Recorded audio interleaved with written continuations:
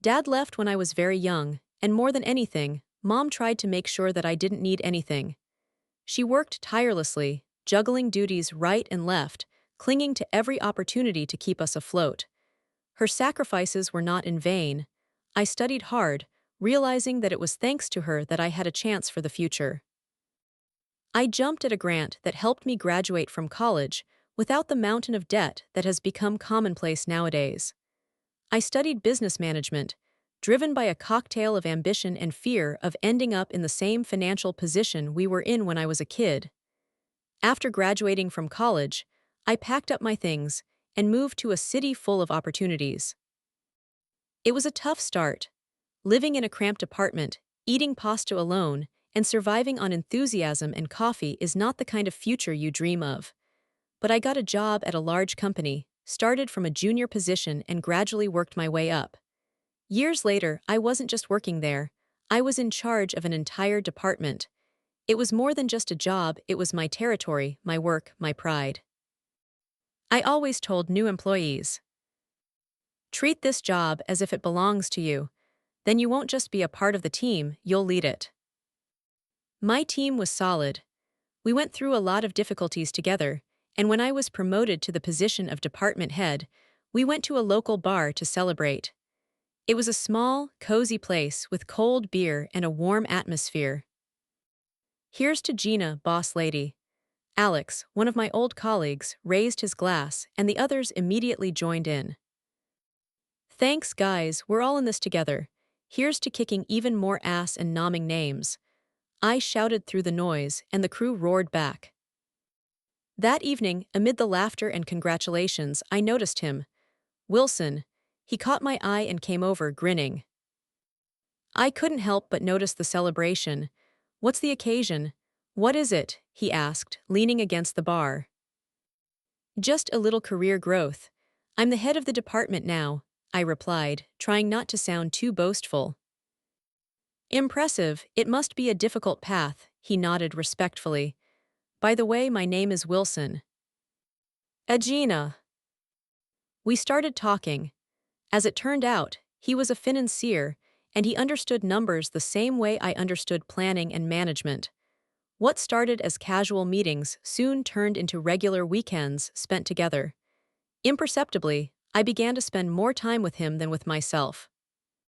His apartment was amazing, spacious, with high ceilings, huge windows, and a view that he wanted to show off. It seemed such a contrast to my modest rental studio. But that wasn't what attracted me. There was something warm and cozy about his house, something that reminded me of a real home I'd never had. One evening, as we stood on his balcony, admiring the lights of the city, Wilson suddenly turned to me. His usually playful gaze became serious. He took my hands, and I felt his fingers tremble a little. Gina, these last few months have been the best of my life. I know it may seem fast, but when you know, you just know. He spoke with confidence, but there was also hope in his voice. I was silent, feeling my heart begin to beat faster. He pulled out a small box from his pocket and opened it. The light from the streetlights sparkled in the edges of the ring, but his eyes sparkled even brighter. Will you marry me? My throat tightened, and I could barely contain the tremor in my voice. Absolutely yes. And that's how I got engaged to a man who saw the real me. He loved me with all my strengths and weaknesses, even with the part of me that was hard as nails. I was supposed to meet Wilson's parents that day. My stomach cramped as he pulled into a driveway longer than my entire apartment building. Tall cypresses stretched along the road like sentries guarding this world of alien well-being for me. A huge mansion towered ahead, its facade hidden behind dense ivy, and the stone gargoyles at the corners of the roof seemed like guards assessing my courage. And it dawned on me, these people weren't just rich. They were loaded, incredibly rich, as if they were born with the keys to the world in their hands. You're going to be fine, Gina. Wilson squeezed my hand as we approached the massive oak doors. But there was an uncertain concern in his voice, as if he was trying to convince himself as well as me. The door swung open, and Mr. and Mrs. Thompson stood on the threshold. He is tall, restrained, with silver temples and a face resembling a marble statue. The suit probably cost more than my annual rent. She is fragile, elegant, with impeccable posture and a penetrating gaze. Gina, it's nice to finally meet you. His voice was flat, with a slight English accent, too polished to be natural. I'm Kevin, and this is my wife, Jennifer. Please come in, Mrs. Thompson added, smiling at me, but her eyes slid past me as if I were not a person, but an insignificant element of the interior. The lobby was huge. A staircase with a carved handrail spiraled upward, as if leading to some other, inaccessible world. A chandelier like a constellation sparkled overhead, and the walls were hung with portraits of people in heavy gold frames, men and women with titles like Sir and Lady. I tried my best not to feel small and insignificant when we entered the dining room. Wilson barely whispered the instructions for the cutlery to me, but my thoughts were too chaotic to digest them. Dinner was served with almost theatrical intensity. The air was cold, not because of the temperature, but from the icy disapproval hidden behind impeccable manners. At one point, Mr. Thompson pointed to one of the portraits, a stern man with a thick beard. This is Sir Reginald Thompson, our direct ancestor. He came to America in the 1800s and founded our family here. Really impressive, I said, trying to sound sincere, but the words stuck in my throat. I reached for my fork, hoping that I had chosen the right one, but the sudden tense silence made it clear that I had made a mistake. I felt the blood rush to my cheeks, and I looked at Wilson pleadingly. He opened his mouth to say something, but before he could, Mrs. Thompson easily cut through the silence. Maybe things are done differently where you come from, dear. Her voice was soft, but there was a steel blade behind it. I'm sorry, I'm still figuring this out, I muttered, lowering my gaze. Wilson tried to smooth things over by telling the story of how we met, but his parents were more interested in how I handled the dessert spoon than in his words. With each dish, I felt smaller and smaller, and their cold gaze grew heavier. After lunch, we went into the living room. Everything was just as majestic here: heavy velvet curtains, massive armchairs, carpets that absorbed the sound of footsteps. I carefully sank into one of the chairs, feeling uncomfortable, like an exhibit in a museum about commoners. Mrs. Thompson sat across from him, sitting up straight with her hands folded in her lap. Her smile was polite, but her gaze was penetrating. Egina, dear, tell us more about your family.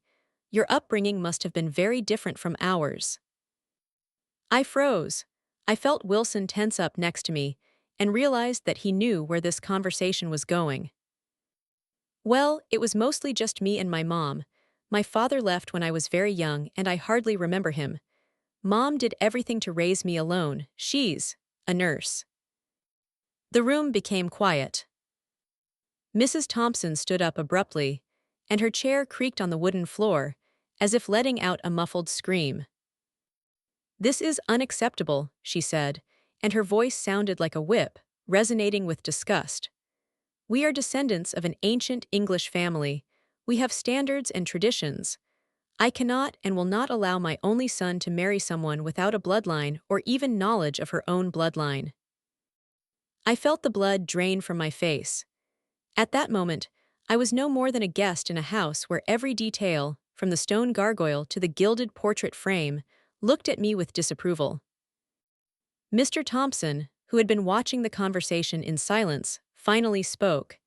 His words were precise and deliberate, each one falling like a weight on my heart. It is important for us that our family ties are strong and well documented. Gina, can you at least name your great-grandparents? I felt a chill run through my skin, and embarrassment burned me. I wanted to disappear, hide, like a child caught doing something shameful. I only know about my maternal grandparents, I confessed, my voice barely above a whisper. At that moment, Mr. Thompson rolled his eyes, and this gesture was more eloquent than any words. Contempt, poorly concealed, flickered across his face. This is exactly what we were afraid of, he muttered, more to himself than to anyone else. I felt Wilson tense up next to me. His hand slid over mine, but I felt him hesitate. His gaze darted between my parents and me, as if he was trying to find the right words in a room where the right words simply did not exist. "Mom, Dad, please," he finally intervened, his voice firm but pleading. "Gina is kind and hardworking. She loves me. Isn't that what should matter?" Mrs. Thompson looked at him, and her gaze was like a knife blade. "Respecting and adhering to our family standards is what's important, Wilson. If Gina is to join this family, she must understand our customs and respect them. She should know where she came from, even if she thinks it doesn't matter." Their words cut through the fragile cocoon of warm feelings that I had been so diligently creating this evening. I met Wilson's gaze, and there was worry in his eyes, but also hope. His lips barely moved, as if he was asking me not to resist. Just agree. And I nodded, gritting my teeth, feeling like I was betraying myself. "Okay," I said, my voice steady, but I was having a hard time hiding the pain. "I will learn about your family and your traditions." A faint expression of satisfaction crossed Mrs. Thompson's face. "Okay," she said, her voice softer, but still taut as a string. "You will start by studying our family tree, Gina, and you will understand who each of these people in the portraits are. It's not just names. This is respect for our bloodline." Their demands sounded like a sentence, and with each new word, I felt like I was disappearing. The evening, which was supposed to be a meeting, a greeting and introduction, turned into a test, an exam on which not only my future depended, but also our relationship with Wilson. I agreed, yes, but at what cost? Everything the Thompsons talked about was steeped in history and pride in their ancestors. The portraits looked at me reproachfully, like strict judges assessing my worthiness. I tried to listen, but the words seemed foreign, as if they were being spoken in an unfamiliar language. When the conversations finally died down and we said goodbye, I felt that I was taking with me not the memory of a warm family evening, but the severity of the ordeal in which I had to prove that I was worthy of a place in their ranks. The following weeks were a whirlwind. I could barely breathe between work and the obligatory etiquette classes the Thompsons insisted on. My morning started before dawn and ended well after midnight. Gina, the etiquette instructor, gently shook her head during one of the classes. "Do you remember how to properly hold a soup spoon? She should leave you when you draw." I nodded, mechanically repeating the movements, but my thoughts were far away from here. Reports were piling up in the office, and endless wedding plans were buzzing in my head. "Are you okay? What is it?" she asked, noticing my absent-mindedness. Her voice was soft, like a blanket wrapped around a cold evening. Such things take time to become second nature. "Thank you," I managed, and even as I smiled, I felt my lips tremble. "It's just that's a lot, too much." My phone rang, and it was my mom. I excused myself and went outside, holding the phone to my ear, trying to find a quiet corner in the bustling city. The cold evening air blew over my face, and for a moment I felt relieved, as if I could escape for at least a few minutes. "Hi, Mom," I said, and my voice sounded more tired than I expected. "Gina dear, how are the wedding preparations going?" Her voice was full of excitement, but I also detected a note of concern in it. I hesitated, not wanting to disturb her. Mom has always been my mainstay, the person who taught me to be strong and resilient, but now I didn't want to show her how difficult this struggle is for me. "It's okay," I replied, trying to keep my voice light. "I've learned a lot.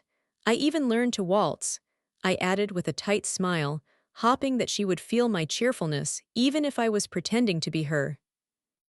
There was a pause. I knew that Mom sensed a trick. Her silence spoke louder than words. "You seem exhausted, honey. Are you getting enough rest?" "What is it?" she asked cautiously. "You know it shouldn't be that hard. You need to take care of yourself." I smiled weakly, trying to hold back the exhaustion that overwhelmed me.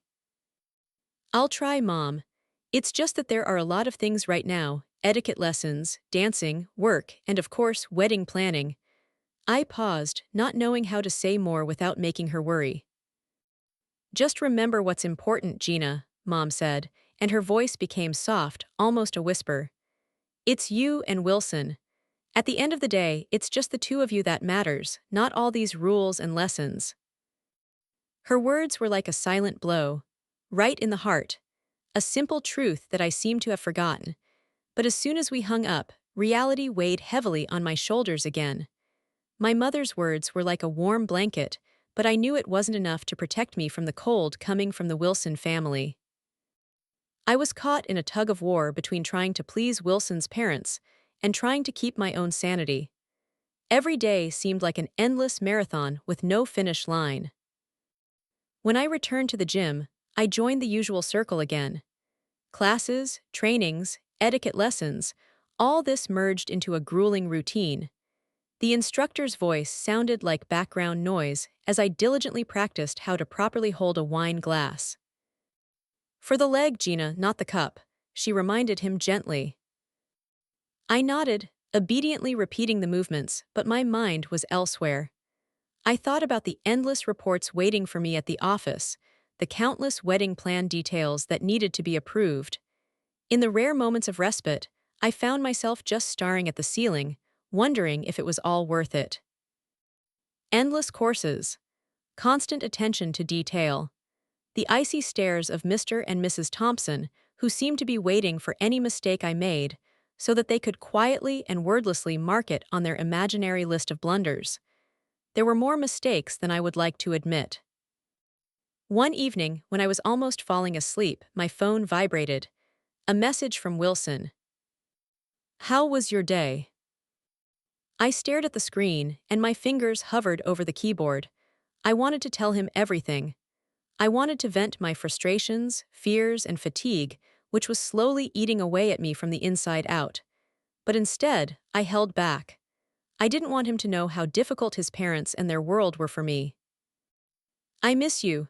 It's been a long day, but everything's fine. I dialed and put the phone on the bedside table. The silence of the apartment seemed overwhelming. Is this going to be my life? Overcome fatigue, smile, pretend that everything is fine in order to please other people's expectations, in order to fit into a world that was becoming more alien to me by the minute. And now, finally, that very day has arrived. A day that was supposed to be the beginning of a new life.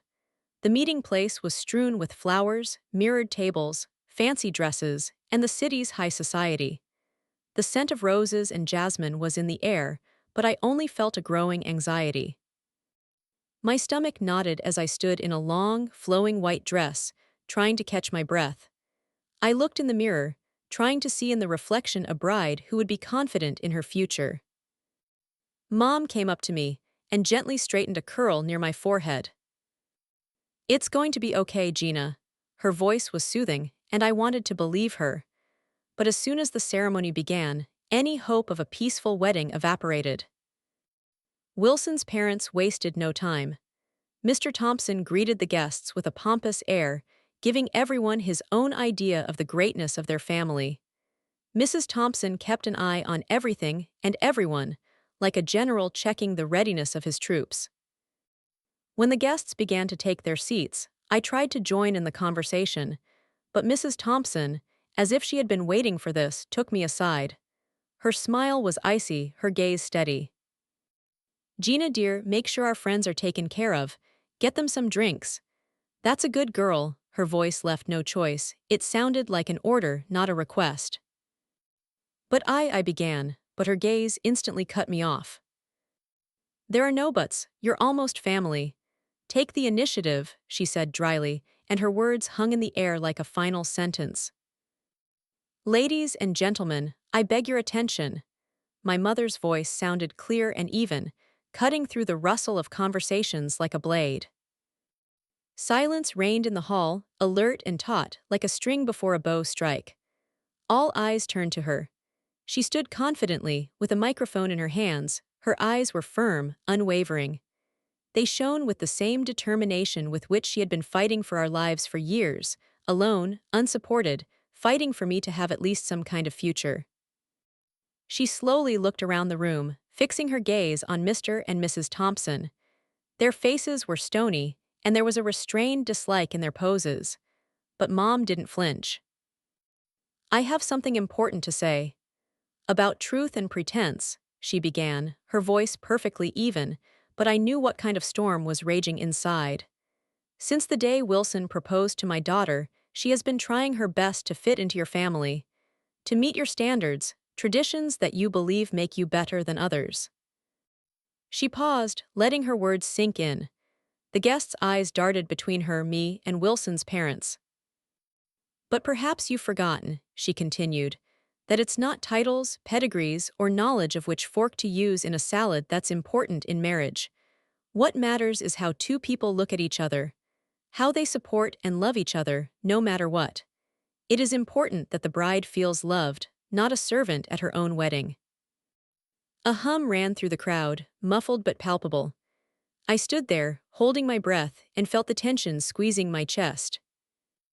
Mrs. Thompson tilted her head, her lips pressed into a thin line, but Mom didn't stop. "I raised my daughter alone," she said, and her voice became firmer. "Alone, without support. I taught her to be strong, fair, and honest, and I'm proud of it. I'm proud of the kind of woman she's become. Yes, we don't have a family tree that goes back centuries, and we don't have family portraits hanging on the walls, but we have dignity. We have love, and I will not allow my daughter to be humiliated." The last words hung in the air, heavy and sharp. It was impossible not to hear them, impossible to ignore them. I felt a feeling like liberation rising in me. It seemed to me that I had been holding my breath all evening, afraid to breathe too loudly, too freely. And now I took a deep breath. Wilson stood nearby, his face paling by the second. His gaze darted, as if he was trying to find a way out of this moment, to hide, to disappear. "Mom, please," he began, but his voice sank into the silence like a drop in the ocean. My mom turned to him. "You should know, Wilson," she said softly but clearly, "that love is not something that can be taught in a course. It's not something that's measured by money, position, or family history. Love is respect. This is support. It's a choice to stand by, even when it's difficult, and if you don't understand it, then you are not worthy of my daughter." The words hung in the air. I looked at him, and everything that had seemed so desirable to me before, his confession, his look, his promises, crumbled to dust. He was silent. And in that silence, I realized more than in all the months of our engagement. I realized that Wilson would never see the real me. That for him, I am just a person who needs to be refined, adjusted, turned into someone who is convenient to show to society. I wasn't ready to continue this performance. Mom came up to me again, and her hand rested on my arm, warming and soothing me. "You know what you're going to do, honey," she said softly. And I knew it. I looked at Wilson, at his parents, at the guests, and the feeling that I was among strangers only intensified. I slowly raised my head and straightened my shoulders. "I can't do this," I said, and my voice sounded confident, even to myself. "I can't marry a man who doesn't respect me, who thinks I should earn his approval. I don't have to prove my worth to anyone." Mrs. Thompson paled and her eyes narrowed. Mr. Thompson frowned, as if he wanted to say something but remained silent.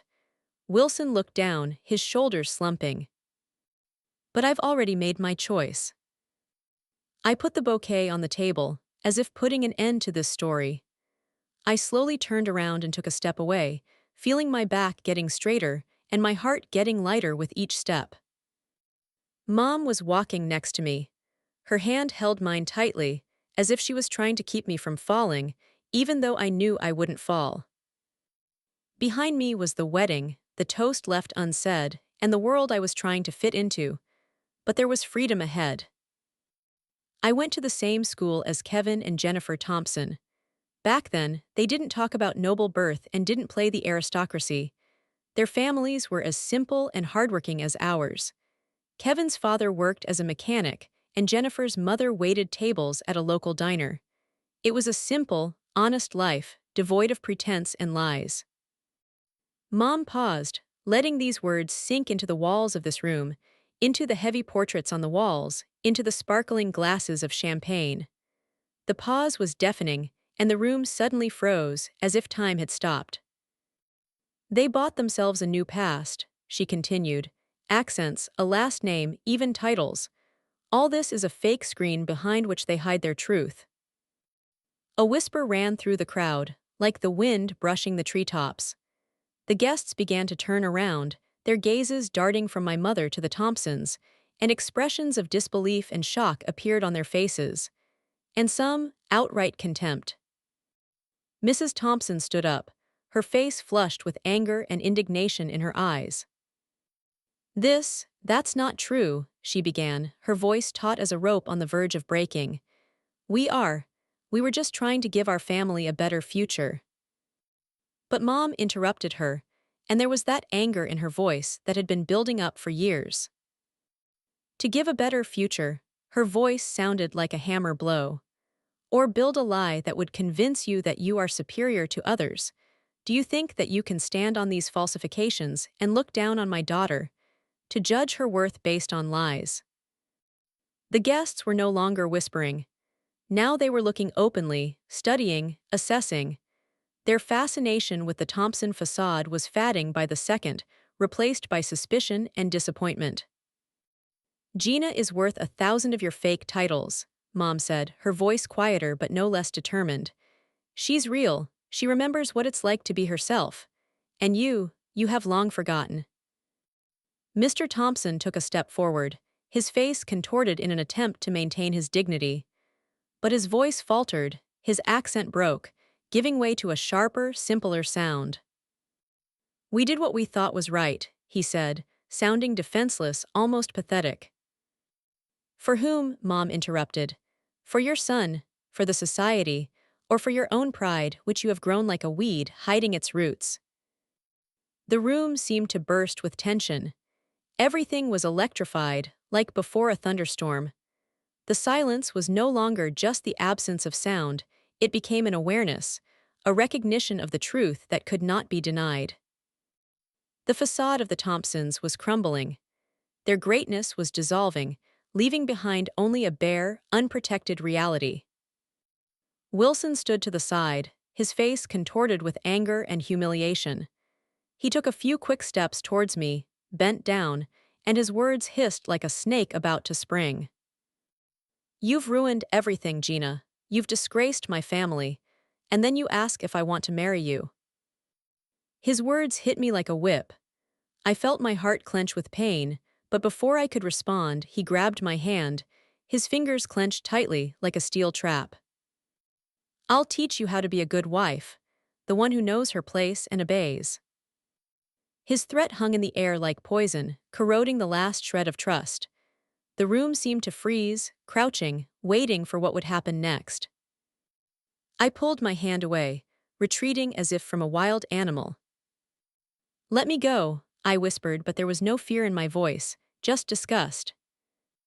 All eyes turned to us, and in that dead silence I saw the truth.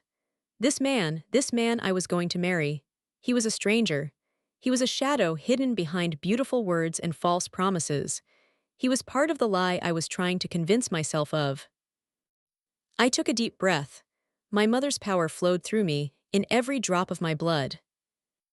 The wedding won't take place, I said loudly, firmly, making sure that every word reached every corner of the room.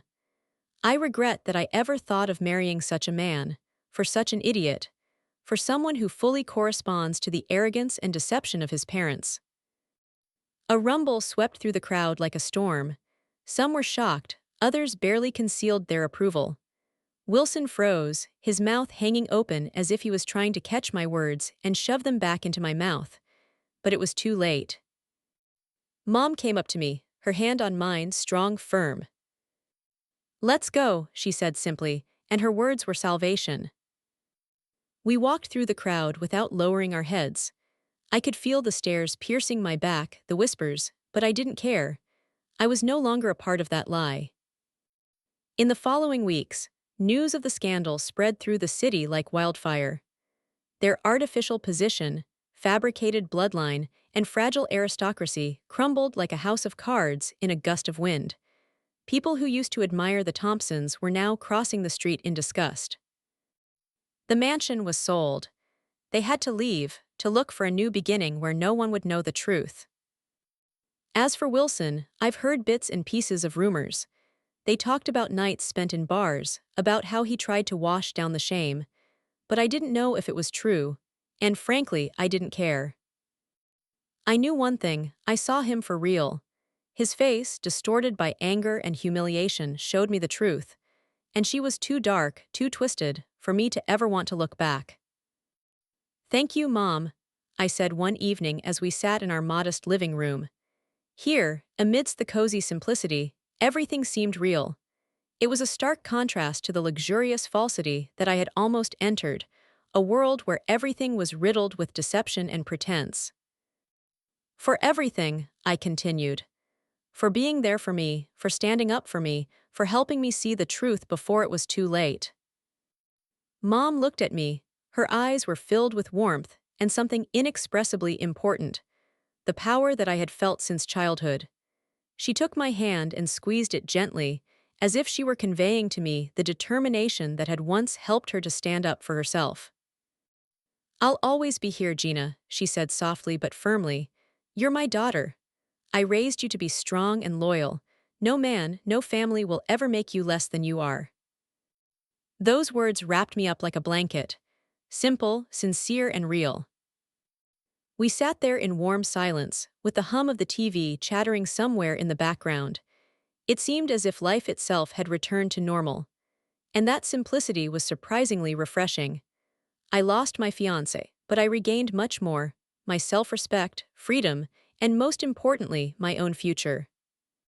After all this wedding disaster, going back to work was like visiting a shrine. This place seemed to contain the simple truth that I had been missing so much lately. As soon as I entered the office, Alex greeted me. He leaned against my desk, holding a steaming cup of coffee in his hand. "Gina, you dodged a bullet, girl," he said with a grin and handed me a cup. It was a gesture of peace, consolation, or maybe a gift on the occasion of my return. I took the coffee, feeling the bitter warmth in my palms, and for the first time in a long time, I really smiled. "Thanks, Alex," I replied, inhaling the aroma of the drink. "It's nice to be back. And yes, this bullet was more like a cannonball." "Anyone who forces you to serve guests at your own wedding is unfit to be a husband," Jenny chimed in from the next booth. Her voice was full of concern and warmth. "You deserve so much more, darling." I smiled, warmth spreading across my chest. "I think so too. It's nice to be back where I'm appreciated for who I am, not for the family I could marry into." And those words turned out to be true. I felt more confident every day. The support of my team did not waver. She enveloped me like a shield, giving me the strength to recover and move on. It was at this time, when I finally started to relearn how to breathe, that I met Brian. He was a friend of a friend, and it all happened by accident. No pompous meetings, no pomp, just a modest weekend party, a couple of friends, casual conversations, and music. I walked in, and the first thing I heard was his laughter. He was laughing at some joke, his eyes shining with sincerity. There was no lie in his gaze, no shadow of doubt. "Hey, you must be Gina," he said, standing up to greet me. His smile was quick and open. "I've heard a lot about you. Everything is good, I promise." "Thanks, Brian," I replied, smiling a little. "I hope they didn't embellish it too much." "Let's see," he winked, and our conversation began easily, as if we had known each other for a long time. It was different with him. Simply, honestly. His family was the exact opposite of what I had seen before. When I first met his parents, they hugged me as if I had been a part of their lives for a long time. "Gina, we're so glad that Brian found someone who makes him happy," his mom said, squeezing my hands in hers. It was so simple, so natural. without unnecessary expectations, without attempts to weigh and evaluate, only respect and sincere acceptance. Brian and I took our time. We let everything develop slowly, getting to know each other beyond the surface conversations. It was real. And it was during this period, when I was just beginning to feel the taste of a new life, that my boss invited me to his place. "Gina," he said, smiling, "I just wanted to say that we've all noticed how you're doing. I know it wasn't easy, but you pulled through. Your work is top-notch." I nodded, trying to figure out where the conversation was heading. "We think it's time for another promotion. You've proven that you can handle almost anything. Your leadership skills have never been in doubt." I left the office, stunned but in a good way. It was a victory, clean, well-deserved. And so, I stood there, feeling a surge of pride. To a new relationship, to a career that has finally begun to develop the way I dreamed of. For the fact that there were those who appreciated me for who I am, and not for the last name that I could have. It was a strange feeling to finally be in my place. In a world where I was respected, where they didn't demand more than I could give, and where every step, every decision belonged to me. Write a comment on what you think about this story, and don't forget to subscribe to the channel and like it. See you soon.